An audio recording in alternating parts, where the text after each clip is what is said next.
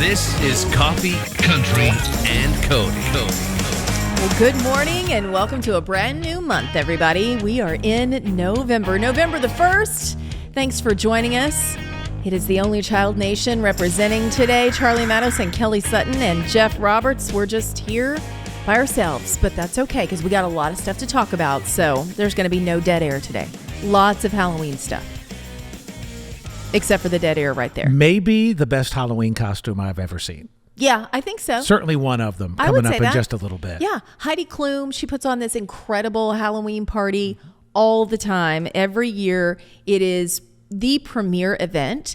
And Kelsey Ballerini and Chase Stokes got invited this year. I even talked to her about it and I said, aren't you nervous? The pressure's on. This thing is a big deal. Everyone goes, everyone gets photographed. Everybody talks about it. And last night I started seeing the pictures come through and she told me that she and Chase were going as a duo. They were starting the party as one thing and leaving the party as something else. So if you haven't seen it, we've got all that coming up. Okay. And we also have what show she doesn't watch. This was really great. She was on Jimmy Fallon and she admitted to something that I didn't know. I feel like I know her pretty well and I didn't know this about her. So that's coming up as well. We've got tons of stuff to talk about in entertainment. The Grammys going to another network for the first time in 50 years. We also have a brand new opening of Category 10, and we have an inside look so you can see what it looks like. Beautiful new entertainment venue on 2nd Avenue with our buddy Luke Combs. If you are a bourbon Jack Daniels kind of person like me, oh boy, just wait till you see. You'll be drooling at 8:30 in the morning. Well, and I've heard that there are some really cool things that happen in the bar. I don't know if they videoed them yet or not, but it's like special effects. Like next level special effects in the bar. Well, let's go tomorrow and find out. Isn't that cool? Yeah, so it opens tomorrow. We've got more details on that coming up for you. Well, thanks for hanging out with us. It's Coffee, Country, and Cody right here on WSM. We're talking all things that are happening this weekend. Yesterday was Halloween. We're going to cover that in a second. But tomorrow is a very big day, not only in our company, but also in downtown Nashville. This is on 2nd Avenue. If you've ever been to the Wild Horse once upon a time, you remember how huge that building is. It's been completely renovated and it is now Category 10. Category 10 with our buddy Luke Combs. It opens to the public tomorrow. It's gorgeous, right? I was on socials this morning looking at some of the stuff they have posted. Yeah. Oh. Is this the bourbon bar? This is going to make me drool. Watch this. Oh my goodness. There's a lot of bourbon to choose from. Look at those Holy bottles. Cow, that is massive. And look at the view. Gorgeous view of the Titan Stadium across the river. I know exactly where that room is. That was a back room that we used to use for I don't know, some number one parties and interviews and stuff. Well, now it's a bourbon bar. The dance floor is incredible and massive. There's a light system in this place that I guess when they turn it on, I don't want to give too much away, but there's like a special effect that happens. I'll just leave it at that. Okay. So you have to see it to believe it. Also, huge wall of hats that have been donated, many of them by his fans, the bootleggers. So I think there's over 300 hats on this one wall. There's a sports betting place where you can go in. Oh yeah, that's if you want to watch the game, that's the place as well, downtown Nashville. Covered. And huge dance floor, as we mentioned, but then upstairs, the rooftop, I believe, is the biggest rooftop bar in all of Nashville. Again, opens tomorrow. Our buddy Luke Combs, Category 10. If you're coming to town, put it on the list. You need to go by and see it. Well, Kelsey Ballerini, gosh, she has had the best week ever. She dropped Patterns last Friday. So the new album is out, Patterns. Then she had a sold out show at Madison Square Garden. She was on the Today Show. She was on Jimmy Fallon. And there's much more to come for her. But I will say the Jimmy Fallon episode, I was listening to it and I'm like, wow, I didn't know that about her. I feel like I know a lot about Kelsey. I did not know this. Listen to what she admitted on Jimmy Fallon. But you've not seen Outer Banks. I want to clear this up because I don't want to sound like an unsupportive girlfriend, right? No, you don't have to watch that. You don't love him for John B. You love him for Chase Stokes. When we got together, everyone was coming up to him and they're like, John B. And so he was like, I want to start coming to shows. I'm like, I'm going to start watching Outer Banks. And he was like, you know what? I kind of love that you're just getting to know me here in this way, human to human. So I've been to set. I know I know. Yeah, but you don't have to. No, we're on your side. We totally love you. I love that. As long as you're happy. So she has not seen the hit Netflix show Outer Banks that her significant other is on. He's the star of it, and she has not seen it. I think that's very interesting and telling that he was like, yeah, you know what, let's just get to know each other. You don't have to know me as that. Well, I'm sure you have met people, no, not dated necessarily, but met people that you've known as a character, and you put those attributes onto the person, especially if they're a good actor. You think, well, this must be part of them, and then you realize they're a totally different person. So probably much better to get to know each other human to human rather than character to character. Chip Eston. He's the one. He's one of the ones. I knew him from Nashville. Mm-hmm. He was Deacon. But then before that, he was on Whose Line Is It Anyway? And so many other shows. And now he is Ward Cameron. Well, was Ward Cameron on Outer Banks. He's got a new show, too. We got to have him in to come talk about it. What's the new show? I just saw the post and I can't think of the name of it. But he's filming it right now. Oh, yeah. I'm very excited. Mm-hmm. Okay, so speaking of Kelsey Ballerini, she and boyfriend Chase Stokes got invited to the most exclusive Halloween party ever. This is Heidi Klum's Halloween party.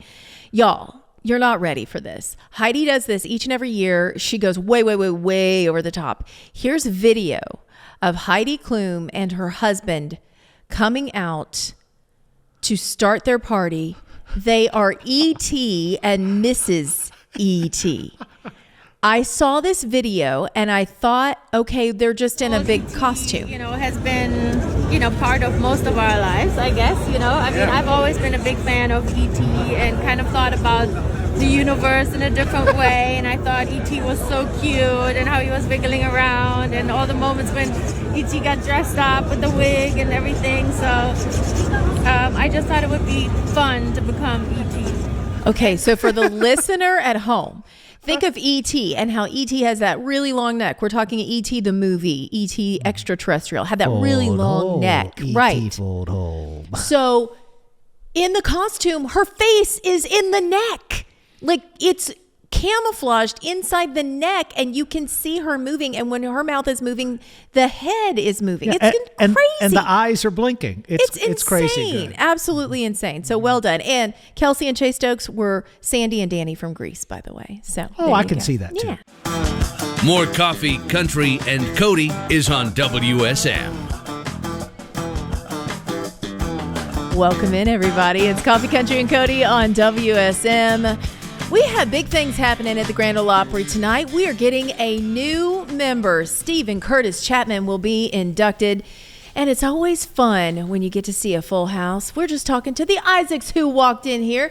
Becky and Ben, hello. You guys are going to be there tonight to help welcome a new brother in. Absolutely. Right. You remember what that felt like, right? Oh, yeah. What was the moment that you found out you were being inducted? Take us back to that, Ben. Oh, man. So, we're in the middle of our American Face album release party. Okay. And Mom is getting ready to introduce our last song, or next to last song, and all of a sudden Ricky Skaggs starts meandering from like where the drums are, and he's got this plaque in his arm, and he goes, in true Opry form, he said they like to make a hanging for everything. And it was awesome. Go back and watch it. It's awesome. He said, anyways, he said in true Opry form, he said they make a plaque for everything. And he says this is to congratulate the Isaacs on having your album release party at the stage of the Grand Ole Opry. And everybody claps. It was really fun. And okay, we're thinking that's really sweet. He goes, and to officially invite you to become the newest member of the Grand Ole Opry. And, it's one of those things. We've played the Opry for 30 years. Porter Wagner invited us the first time in 91 or 92. I can't remember exactly. And to have been a part of this stage for that many years is incredible. And it's one of those things because, we're not a big country artist. We do what we do. Mm-hmm. But for them to open up their arms and say, okay, we appreciate what you do when we want you to be a part of this family. That's the thing for me that was overwhelming, and just it was so great to just, I stood there in awe because it's one of those things you always hope for. Yeah. As every time you go and play, and you like sometimes you can feel like, okay, well, this could be a really cool night to be inducted, and all of a sudden, nothing. So you're disappointed. Yeah. But then the it just scary thing, happened. yeah. I mean, it just happened, and you're like, Becky has a great story about after we were asked to become members. You know, there was a month and a half or 2 months where they're prepping. Yeah. The story about you not wanting to go to sleep. Yeah, I was afraid to go to bed because I was like, what if I don't wake up and this doesn't happen? You know, I was like, I get It's it. important. Yes. It's such a Well, what you described is exactly what Mandy Barnett said. You know, Yeah. I played it for so long and wished for it for so long that I kind of resigned myself that it wasn't going to happen. And then when it did, it was like, oh, this is like every Christmas wrapped up in like well, a and dream. our chances Even are better. so slim, honestly, Right. because, you know, I think Ricky Skaggs said at the induction night that we were the first family since the 80s to be inducted. And that since was the Whites. Since the Whites. Yeah. Oh, wow. And before that, it was the Browns. Yeah. So there's a And you very... guys aren't a color name. We would have gotten in quicker had we been. Right, I mean, Had we would been the Reds or something. right, Yeah. it would have been a shoe-in since you were. That's awesome. You know what the best part about this is? You think about that and you become a part of this legacy Yeah. that is so much bigger than what you are. I And was blown that's so away. cool. I was blown away when we were asked to be members, and I started doing research. We were 219, number 219, and at that point, almost 100 years. Well, coming up 97 years. And when we were asked at our membership, there was only 66 living Opry members. Oh, wow. Yeah. And It's unbelievable. The It's thing rare that gets air. me the most is when you become a member and then they give you your locker. And it is your locker for life. And I think this would be such a cool song to write, but there is this feeling when you open that locker, the price someone else paid for you to have that locker. And to have that locker means someone's passed away. Oh, wow. And I had I'm- not thought yeah. about that. Oh yeah, like I have like prayers in my locker and all kinds of stuff because I'm like, this is really something. There's somebody that every time the Opry doors open, came to this locker, put something in it, took something out of it. And like that's the one that just makes me want to cry is the price someone paid to. Do you know whose locker you I don't had? know who had our locker. Okay. And you get a almost mailbox. don't want to know, Yeah. right? I would love to know just because Okay. I would be like, I think I would appreciate that person even more because I know, you know, you're on the road and you're touring and it's always awesome to come to the Opry, but you always put your life, you do something at home when you're home, when you live in Nashville that you didn't do that evening with your family because you go to the Opry. And then if they're a mother or if they're a father or if they were, whatever their personal experience was, I know how the music business works. Yeah.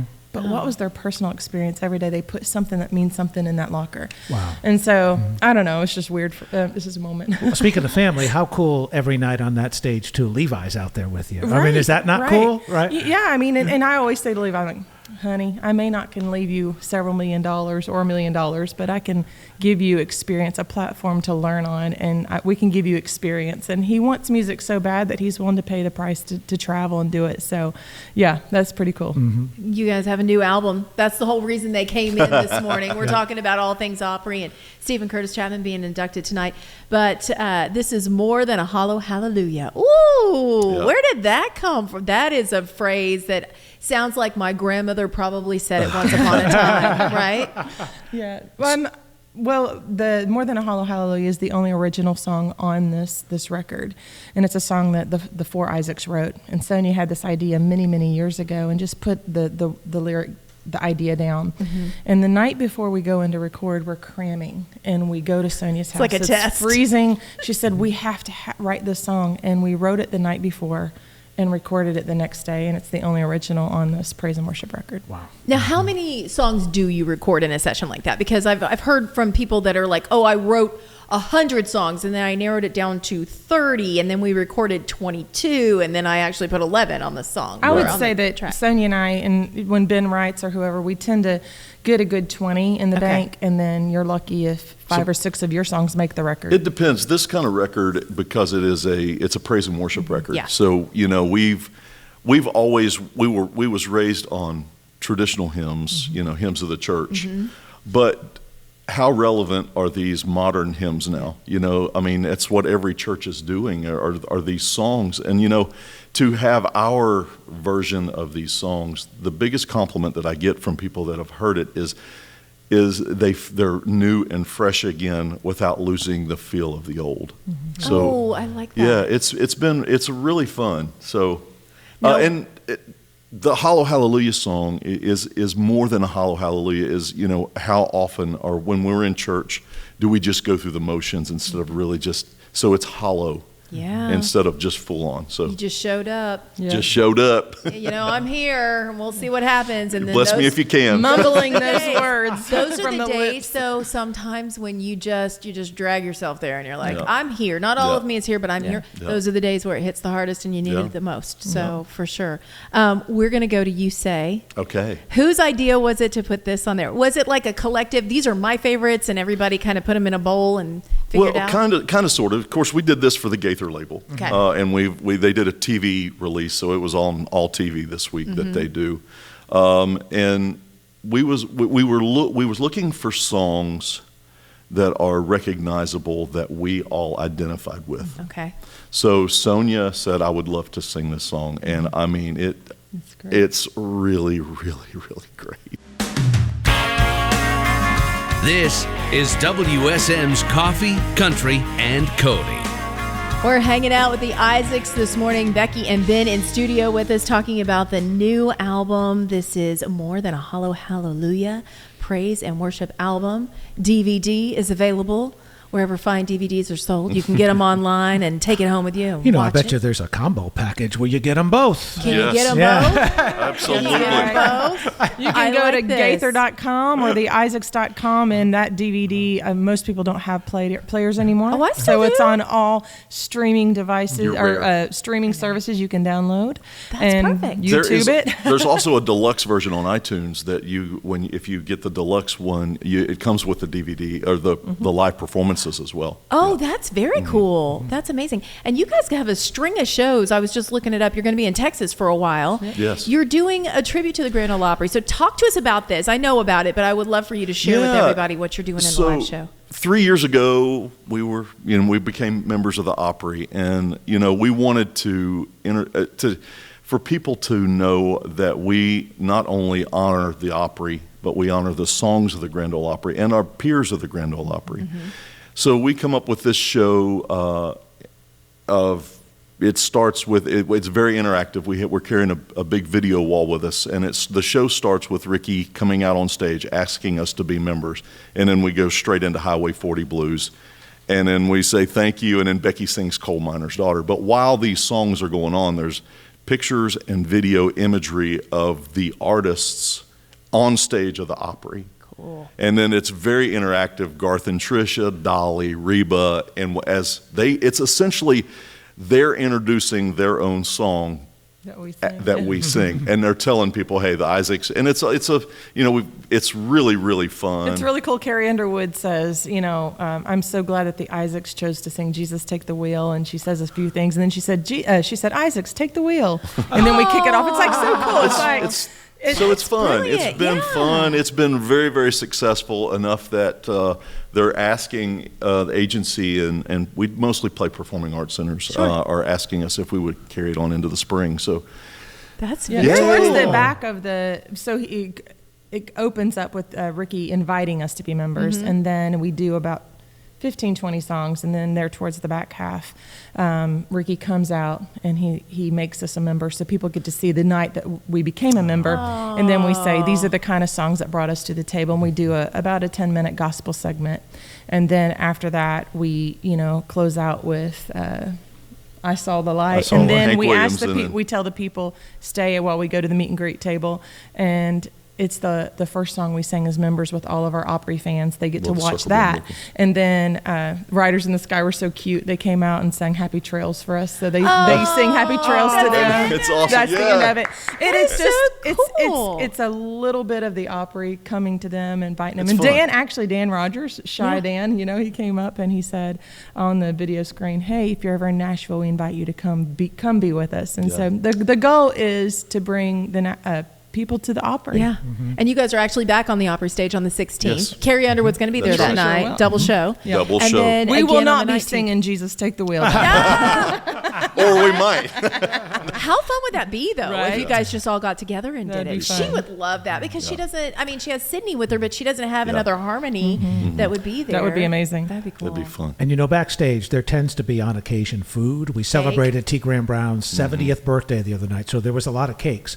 But Ben Isaacs walks backstage, side stage, with the biggest bag of Cheesecake Factory sliced cheesecake slices that I have ever seen in my. There had to be like 40 of them in the bag. There was. Here, take a piece. I'm like, Yeah. oh, Lord, I have pants I What need was to fit that into for for? Friday. Just having it? We have a friend that we love, and he loves to do stuff like that. And he said, Ben, let's take all this in. So we took Tia cheesecake, and they also brought a cheesecake for Dan. Dan got his own cheesecake For his birthday. Yeah, and then they Nice. got 32 because there's 32 flavors. They got one piece of every flavor.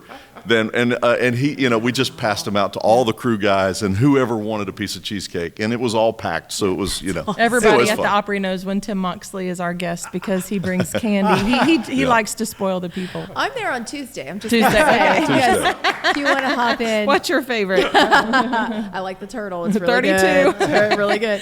We're going to leave today with Oceans. Oh, by the way, you guys are singing the national anthem at Martinsville, which is amazing. Yes. We sure are. So right Yeah, before this the coming dance floor. Sunday it'll be on NBC, I believe. We're awesome. singing Jose, Can You See? Hopefully